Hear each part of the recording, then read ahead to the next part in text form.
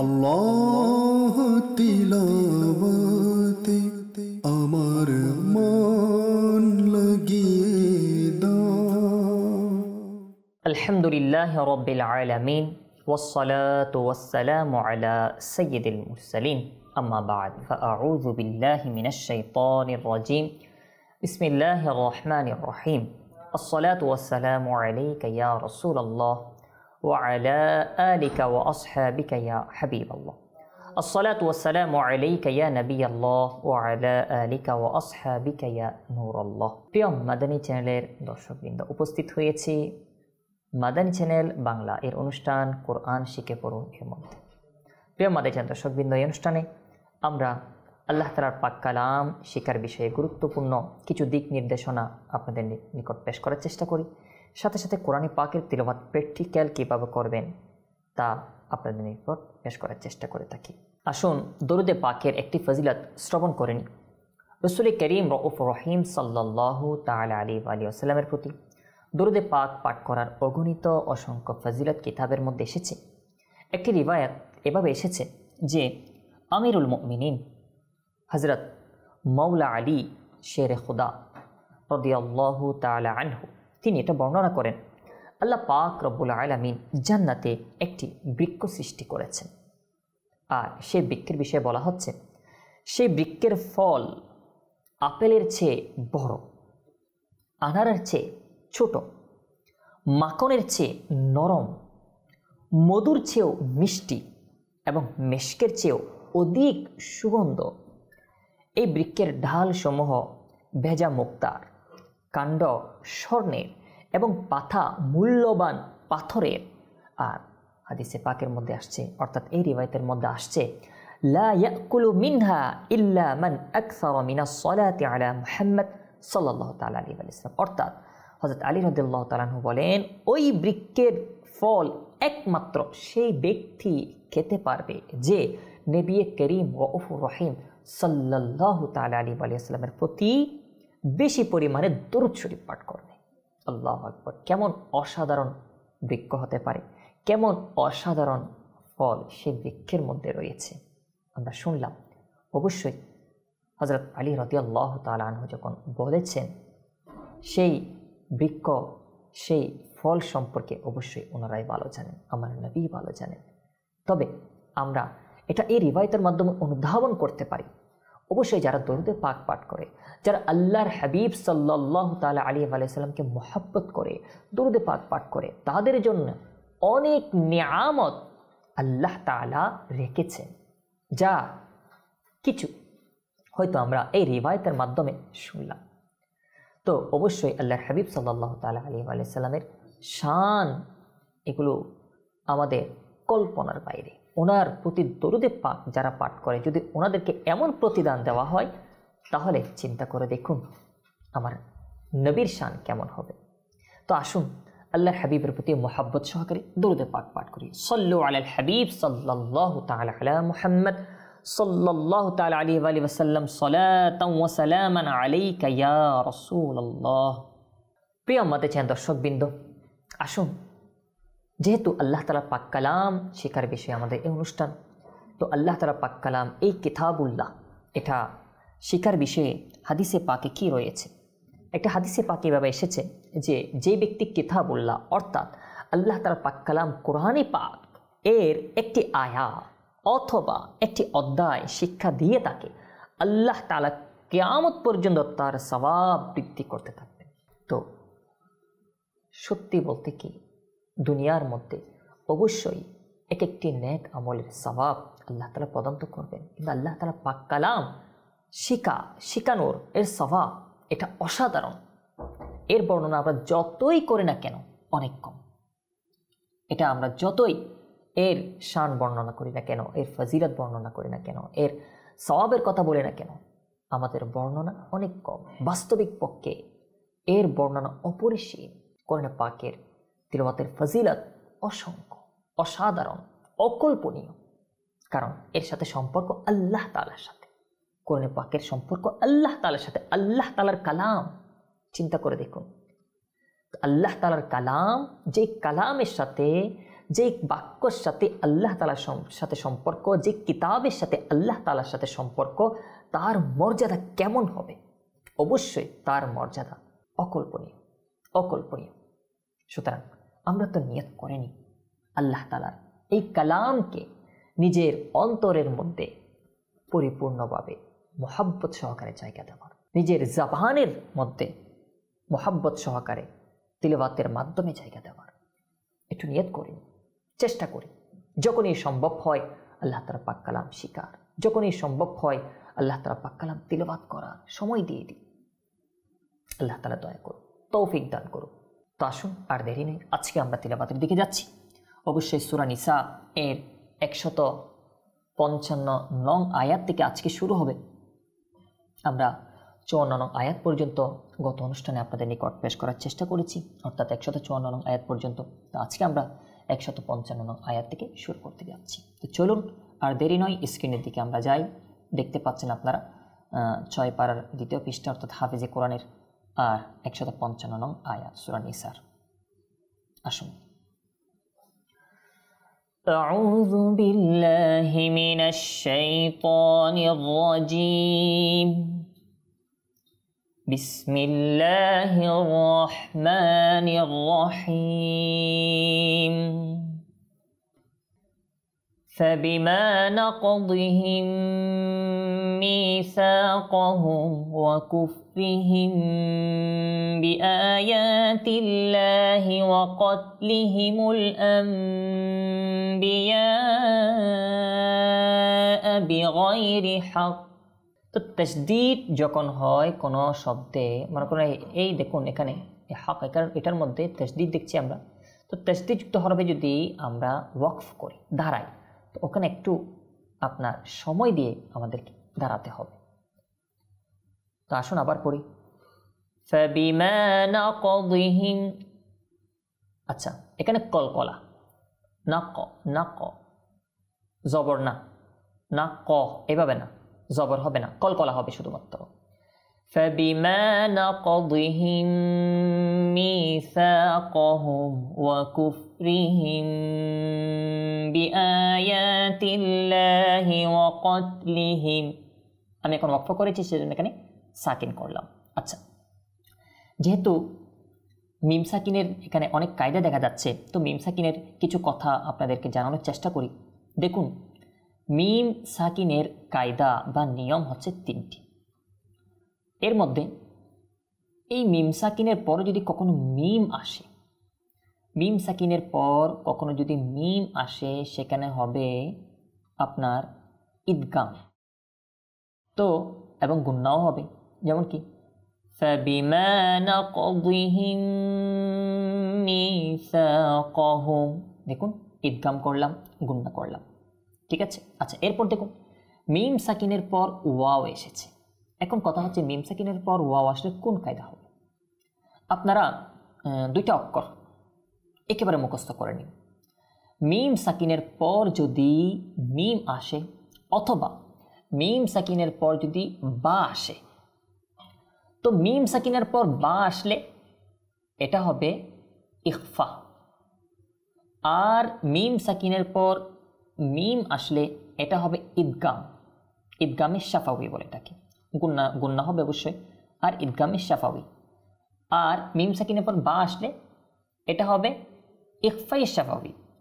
তো মিম সাকিনের পর মিম অথবা বা ছাড়া অন্য কোনো হরফ আসলে, সেটা হোক ওয়াও, সেটা হোক অন্য কিছু, সেটা হোক অন্য হরফ, যেমন কি মনে করেন এখানে কফ এসেছে, ঠিক আছে। এভাবে মনে করুন এখানে মিম সাকিনের পর আপনার ফা এসেছে, এভাবে এই মিম সাকিনের পর আবার ওয়াও এসেছে। তো এভাবে আপনি কোরআনে পাকে বিভিন্ন জায়গায় বিভিন্ন হরফ দেখতে পাবেন। তো আপনি যদি এই 2টা হরফ আপনি স্মরণ রাখেন, মিম আর বা, এই মিম আর বা ব্যতীত মিম সাকিনের পর যদি অন্য কোনো হরফ আসে, তখন হবে ইজহার শাফাউই। ইজহার শাফাউই বলতে আমরা সেখানে ইজহার স্পষ্ট করে কোনো গুন্না ছাড়া, কোনো ইকফা ছাড়া আমরা সেটাকে পড়ব। তো কিভাবে পড়ব? মিসাকাহুম ওয়া কুফরিহিম, মিসাকাহুম ওয়া কুফরিহিম। দেখুন আমি মিম সাকিনের পরে এখানে কি করি নাই, কোনো ইদগাম করি নাই, কোনো ইকফা করি নাই। তো এই কায়দা যদি আপনারা মাইন্ডে রাখেন, একটু স্মরণ রাখেন, তাহলে কোরআনে পাকের যে কোনো জায়গায় মিম সাকিন আসুক না কেন আপনি খুব সুন্দরভাবে ওখানে তিলাওয়াত করতে পারবেন। আশা করি আপনার আর ভুল হবে না। فبما نقضهم ميثاقهم وكفرهم بآيات الله। দেখুন আমি এখানে কি করলাম, ইকফা করেছি। কেন? মিম সাকিনের পর যেহেতু বা এসেছে, আর এটা হচ্ছে মিম সাকিনের পর বা আসলে ইকফাই শাফাবি হবে, অর্থাৎ ইকফা করে পড়তে হবে। ঠিক আছে? فبما نقضهم ميثاقهم وكفرهم بآيات الله وقتلهم الأنبياء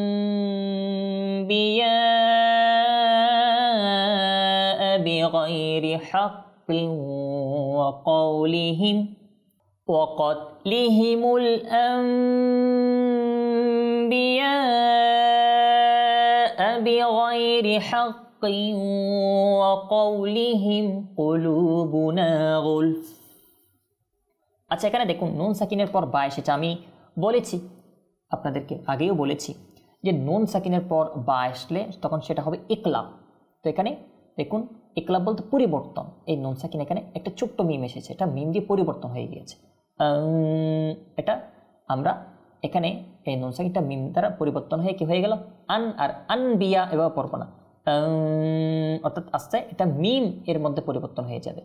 ওয়াকাতলিহিমুল আনবিয়া বিগাইরি হাক্কিন ওয়া কাউলিহিম কুলুবুনা গুলফ بل طبع الله عليها بكفرهم فلا يؤمنون إلا قليلا وبكفرهم وقولهم على مريم بهتانا عظيما وقولهم إنا قتلنا المسيح عيسى بن مريم رسول الله وما قتلوه وما صلبوه ولكن شبه لهم وإن الذين اختلفوا فيه لفي شك منه ما لهم به من علم إلا اتباع الظن وما قتلوه يقينا। দেখুন এই আয়াতের মধ্যেও অনেক জায়গায় মিম সাকিনের কায়দা। দেখুন এই মিম সাকিনের, তারপর আপনার আমরা যদি দেখি এখানে আল্লাহ তাআলার নাম মুবারকের কায়দা, তারপর আবার দেখুন নুন সাকিনের, মিম সাকিনের। তো এভাবে প্রায় জায়গায় কিন্তু নুন সাকিনের আর মিম সাকিনের এই কায়দাগুলো ব্যবহার হয়ে থাকে, আল্লাহ তাআলার নাম মুবারক আসে। তো এই জন্য এই কায়দাগুলো আমি বারবার আপনাদেরকে একটু স্মরণ করে দেওয়ার জন্য, যেন আপনারা এগুলোর মধ্যে ভুল না হয়, যেন চেষ্টা করে থাকি আপনাদেরকে জানিয়ে দেওয়ার জন্য। আপনাদের প্রতি অনুরোধ আপনি এগুলো মুখস্থ করে রাখার এবং ব্যবহার করার চেষ্টা করবেন। وقولهم إنا قتلنا المسيح عيسى بن مريم رسول الله وما قتلوه وما صلبوه ولكن شبه لهم وإن الذين اختلفوا فيه لفي شك منه ما لهم به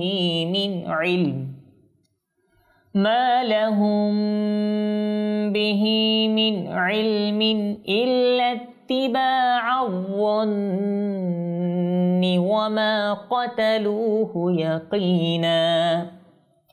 এগুলো তো আপনি ওয়াকফ করতেও পারেন, আবার আপনি চাইলে মিডিয়াও পড়তে পারেন। কিন্তু কিছু জায়গা রয়েছে যেখানে ওয়াকফ করা আবশ্যক, যেমন কি মিম যদি কোথাও মিম আসে যেটাকে বলে ওয়াকফ লাজিম, এরকম জায়গায় আসে না, ত জিম দেখছেন এখানে বিভিন্ন জায়গায় সৎ, এভাবে যদি কখনো আপনি কোনো জায়গায় মিম এসে গিয়েছে তো সেখানে অবশ্যই ওয়াকফ করবেন, কারণ সেখানে হচ্ছে ওয়াকফ লাজিম। আর যেখানে আপনার লামালিফ, এই যেমন কি এটা তো আয়াতে আপনার দাঁড়াতে পারেন, কোনো সমস্যা নেই, কিন্তু এরকম মাঝখানে যদি কোনো জায়গায় লামালিফ আসে, এই লামালিফ এটা যদি কোনো মাঝখানে আসে তো ওই জায়গায় কখনো দাঁড়াবেন না, আর যদি দাঁড়ানো তাহলে আবার মিলিয়ে পড়বেন, ওই জায়গায় না দাঁড়ানোটাই বেহতর। ওই জায়গায় দাঁড়ানো নিষেধ করার উদ্দেশ্যেই কিন্তু এই লামালিফটা দেওয়া হয়। তো এই কায়দাগুলো স্মরণ রাখবেন, এগুলো হচ্ছে ওয়াকফের কায়দা, ইনশাআল্লাহ এগুলো যদি স্মরণ রাখেন তাহলে উপকার হবে। বাল রাফাআহু আল্লাহু ইলাইহি ওয়া কানা আল্লাহু আজিজান হাকীমা وَإِن مِّنْ أَهْلِ الْكِتَابِ إِلَّا لَيُؤْمِنَنَّ بِهِ قَبْلَ مَوْتِهِ وَيَوْمَ الْقِيَامَةِ يَكُونُ عَلَيْهِمْ شَهِيدًا فبظلم من الذين هادوا حرمنا عليهم طيبات أحلت لهم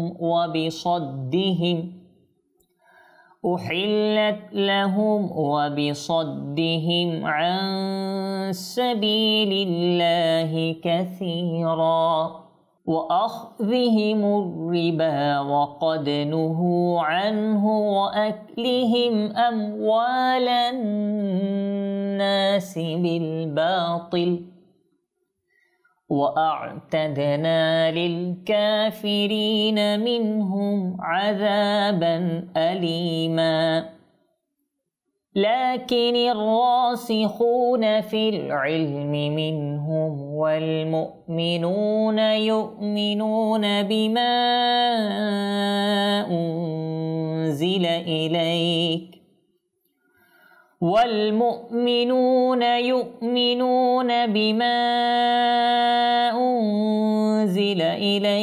وما أنزل من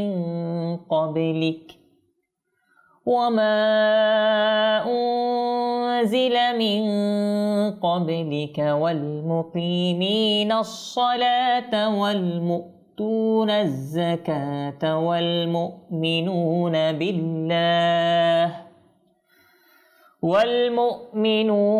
بالله واليوم الآخر أولئك سنؤتيهم أجرا عظيما صدق الله العظيم وصدق رسوله النبي الكريم। প্রিয় মাদ্রাসার দর্শকবৃন্দ, দেখুন আজকে আমরা চেষ্টা করেছি আপনাদেরকে বিশেষ করে মিম সাকিনের কায়দাগুলো একটু আপনাদেরকে স্মরণ করে দেওয়ার, এবং চেষ্টা এটাও করেছি একেবারে আপনার যেন মাইন্ডে বসে যায়, যেন আপনাদের মুখস্থ হয়ে যায়, এই জন্য একটু বিস্তারিত মিম সাকিন নিয়ে কথা বলার। তো ইনশাল্লাহ আমরা চেষ্টা করবো এক একটি অনুষ্ঠানে এভাবে এক একটি কায়দা সম্পর্কে আপনাদের নিকট যেন আপনাদের একেবারে জেহেনে বসে যায়, আর আপনারা এটা মুখস্থ করে নিতে পারেন, আর এটা ভবিষ্যতে যাতে প্র্যাকটিস করতে পারেন। তবে অনুরোধ তো এটাই থাকবে যে আমরা যখন এগুলো পেশ করি তখন যদি আপনি এগুলো মাইন্ডের মধ্যে আপনি বসিয়ে না নেন তাহলে তো উপকার হবে না। সেই জন্য অনুরোধ থাকবে এটা বসিয়ে নেন, অন্তরের মধ্যে আপনি হিফজ করে নেন। আপনি যদি এটা মুখস্থ করে না নেন এই কায়দাগুলো, তাহলে আপনি এগুলো প্র্যাকটিক্যাল যখন তিলাওয়াত করবেন তখন আপনি প্র্যাকটিক্যালগুলো ব্যবহার করতে পারবেন না। তো সেই জন্য আপনার তিলাওয়াতের সময় যেন আপনি ব্যবহার করতে পারেন কায়দাগুলো অবশ্যই আপনার মুখস্থ করা প্রয়োজন। একটু কষ্ট করে 5 মিনিট 10 মিনিট হয়তো সময় লাগবে আপনি যদি একটু এগুলো দেখে মুখস্থ করতে চান। তো অনুরোধ থাকবে এটাই যে কায়দাগুলো মুখস্থ করে নেবেন, আর প্র্যাকটিক্যাল যখন তিলাওয়াত করবেন এগুলো প্র্যাকটিক্যাল ব্যবহারের চেষ্টা করবেন। আচ্ছা, যদি কারো বুঝে আসছে না, কারো অনেক কষ্ট হচ্ছে, তো অবশ্যই যারা আমাদের ইসলামী ভাই রয়েছেন, তো যাদের কাছে আমাদের ইসলামী ভাই যারা ভালো করে কোরআনে পাক জানে, এরকম ইসলামে পরিচিত রয়েছে, তাদের সাথে আপনি যোগাযোগ করে তাদেরকে শুনিয়ে আপনি এটা ভালো করে আপনারটা সঠিক করে নেন। অবশ্যই যারা আমাদের দাওয়াত ইসলামী ভাইয়েরা রয়েছে, যারা ভালো করে একটু কোর্স করেছে, কোরআন পাকের তিলাওয়াত প্র্যাকটিস করেছে ভালো করে, তো যাদের একেবারে শুদ্ধ রয়েছে মাশাআল্লাহ, তো এরকম ইসলামী ভাইকে যদি আপনি শোনান, আশা করে সেও আপনাকে খুব সুন্দরভাবে বুঝিয়ে দেবে কীভাবে আপনি খুব সহজে আপনি তিলাওয়াতটা করতে পারবেন, শুদ্ধ করতে পারবেন। আর না হয় সুন্নি আমাদের আলিম যারা রয়েছে, যারা কারি রয়েছে, কোরআন পাক শুদ্ধভাবে পাঠ করতে পারে, এরকম সুন্নি আলিম থেকে, কারি থেকে, হাফিজ থেকে আপনি একটু প্র্যাকটিস করতে পারেন। আল্লাহ তাআলা পাক কালাম শেখার মধ্যে কোনো লজ্জা নেই। আমরা অনেকে রয়েছি একটু বয়স হয়ে গেলে আমরা অন্তর অন্তর এটা লজ্জা অনুভব করি যে আমি আমার এরকম ছোটো ছোটো বাচ্চা থেকে আমি শিখবো, এরকম একটা হাফিজ থেকে আমি শিখবো, অনেক সময় লজ্জা অনুভব হয়। কিন্তু আপনি কি জানেন, এই কোরআনে পাক আপনি যদি আজকে না শিখেন তাহলে আপনার নামাজের মধ্যে কোরআনে পাক শুদ্ধভাবে আপনি পাঠ করতে পারছেন না, এই জন্য আপনার নামাজ বরবাদ হয়ে যাচ্ছে। আল্লাহ তাআলা আপনার উপর অসন্তুষ্ট হচ্ছে। একজন বান্দা কিভাবে পারে তার নামাজকে এভাবে বরবাদ করতে? কোরআনে পাকের তিলাওয়াত এর জন্য যদি সে একটু সময় দিয়ে কোরআনে পাকটা শিখে নেয়, এই লজ্জা অন্তর থেকে দূর করে দেয়, কোরআনে পাক যদি একটু সময় দিয়ে শিখে নেয়, তাহলে কোরআনে পাকটা শুদ্ধ হয়ে যায়, নামাজটা শুদ্ধ হয়ে যায়, কতই না উত্তম হয়। আপনার জন্য, আমার জন্য, আমাদের প্রত্যেকের জন্য একটা দরকার আল্লাহ তাআলা পাক কালামের সাথে সম্পর্ক করি, একটু সময় দিই। দুনিয়ার মধ্যে বিভিন্ন কিছুর জন্য সময় আমরা বের করি, তো কোরআন পাকের জন্য সময় একটু বের করি। আল্লাহ তাআলা বোঝার তৌফিক দান করুক, আল্লাহ তাআলা শেখার তৌফিক দান করুক, আল্লাহ তাআলার মহব্বত আমাদের অন্তরে দান করুক, আল্লাহ তাআলা পাক কালামের মহব্বত আমাদের অন্তরে দান করুক, বেশি বেশি সময় দিয়ে এই কোরআন পাক শেখার তৌফিক দান করুক। আমিন বিজাহিন নবিল আমিন সাল্লাল্লাহু তাআলা আলাইহি ওয়া সাল্লাম। সাল্লু আলাল হাবিব সাল্লাল্লাহু তাআলা আলা মুহাম্মদ সাল্লাল্লাহু তাআলা আলাইহি ওয়া সাল্লাম। সালাতু ওয়া সালামান আলাইকা ইয়া রাসূলুল্লাহ। আল্লাহ তিলাওয়াতে আমার মন